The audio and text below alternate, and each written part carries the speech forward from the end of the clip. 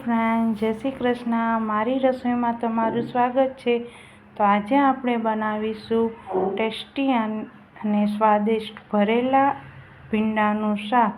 તો ચાલો તે માટે બનાવવા માટે આપણે સામગ્રી જોઈ લઈએ.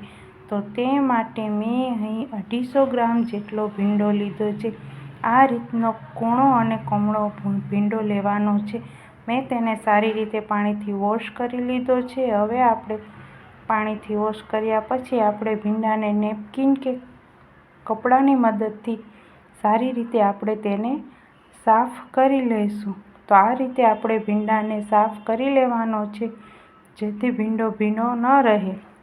ત્યાર પછી તેનો ઉપરનો ભાગ અને નીચેના ભાગને આપણે કટ કરી લેવાનો છે, અને આ રીતે વચ્ચેથી આપણે તેને કટ કરી લેવાનો છે, અને જોઈ લેવાનું કે ભીંડો ખરાબ છે કે નહીં.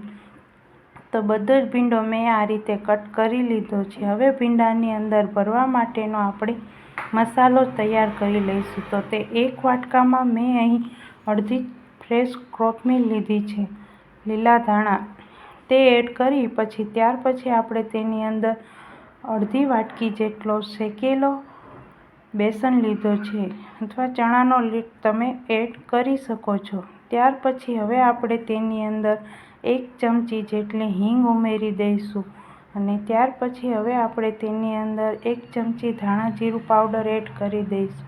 ત્યાર પછી આપણે તેની અડધી ચમચી જેટલો ગરમ મસાલો એડ કરી દઈશું.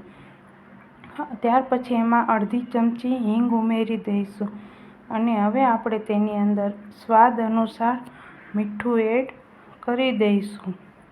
તમે જેવું ખારું ખાતા હોય તે પ્રમાણે તમારે તેમાં મીઠું એડ કરવાનું. ત્યાર પછી હવે આપણે તેની અંદર લસણની ખાંડેલી ચટણી ઉમેરી દઈશું.